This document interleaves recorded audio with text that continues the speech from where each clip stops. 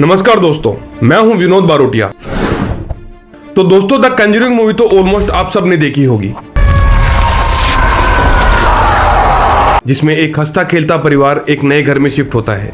लेकिन इस नए घर में शिफ्ट होते ही इस परिवार का जीना मुश्किल हो जाता है। तो आज मैं आपको रूबरू करवाऊंगा द कंजरिंग की सच्ची घटना से।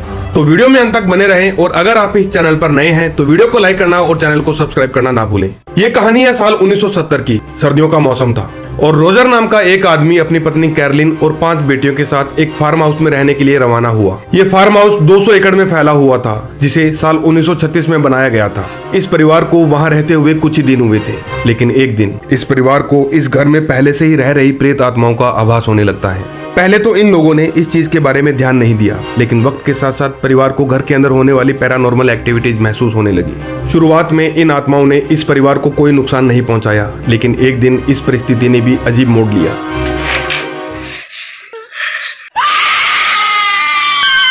क्योंकि घर में असाधारण घटनाएं घटने लगी। रात के समय घर में अजीब अजीब आवाजें आने लगी, दीवार पर लगी फोटो अपने आप नीचे गिरने लगी और घर में रखा हुआ सामान अपने आप जगह बदल लेता था, क्योंकि घर में आत्माओं का बसेरा था। खासकर छोटे बच्चों की आत्माएं जो रात के वक्त सोने नहीं देती थी।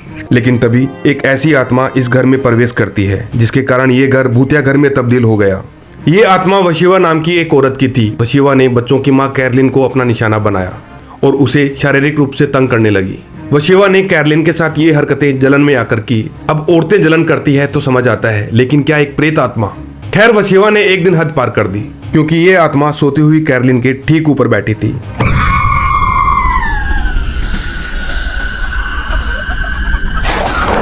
और जोर जोर से चिल्लाकर शैतानी आवाज में उसे घर से जाने का बोलने लगी। ये रूह दिखने में काफी डरावनी थी, क्योंकि इसका सिर हवा में लटका हुआ रहता था, जैसे किसी ने तोड़ मरोड़ कर उसकी गर्दन को लटका दिया हो। ऐसा काफी दिन चला, लेकिन वशिवा कैरलिन को नुकसान पहुंचाने की जगह इसके शरीर को काबू में करने लगी। वक्त के साथ साथ वशिवा इस कोशिश में भी कामयाब होने लगी। अब अगर मैं बात करूं वशिवा के निजी जीवन की, तो मैं आपको बताना चाहूंगा कि वशिवा का जन्म साल 1812 में रोड आइलैंड में हुआ और 10 मार्च साल 1844 में इसकी शादी जेट सिंह शर्मन से हुई।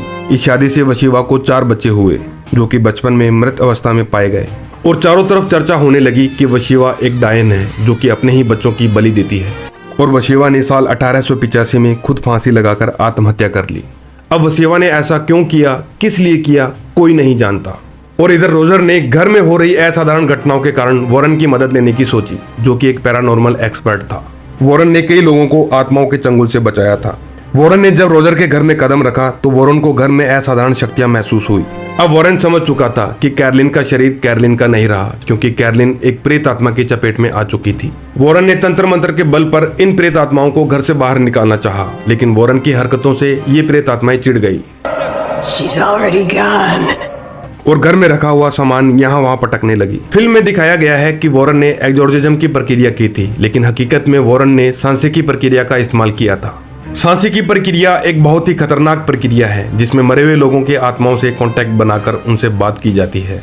ये प्रक्रिया इतनी खतरनाक थी क्योंकि वॉरेन अब आत्माओं का एक ऐसा रहस्यमय दरवाजा खोल चुका था, जिसे वो बंद नहीं कर पाया और स्थिति बद से बदतर हो चुकी थी। आर्थिक हालात मजबूत ना होने के कारण रोजर और उसके परिवार को पूरे 7 साल तक ये मुसीबत झेलनी पड़ी। बाद में ये परिवार जॉर्जिया नाम के एक शहर में शिफ्ट हो गया, लेकिन इन रूहानी आत्माओं ने इनका पीछा नहीं छोड़ा, क्योंकि जॉर्जिया में भी रोजर के परिवार के साथ कुछ न कुछ अनहोनी घटनाएं घटती रही। और साल 2011 में रोजर की बड़ी बेटी एंड्रिया ने इन घटनाओं पर आधारित एक किताब लिखी और इस किताब का नाम है house of darkness, house of light, जिसे 3 भागों में लिखा हुआ है। तो दोस्तों, उम्मीद करता हूँ ये वीडियो आपको जरूर पसंद आई होगी। तो ऐसे ही और मजेदार भूतिया किस्सों के लिए चैनल को सब्सक्राइब करना ना भूलें। साथ ही साथ घंटी वाला बटन भी जरूर दबाएं, ताकि जैसे ही नया वीडियो अपलोड हो आपके पास नोटिफिकेशन पहुंच जाए।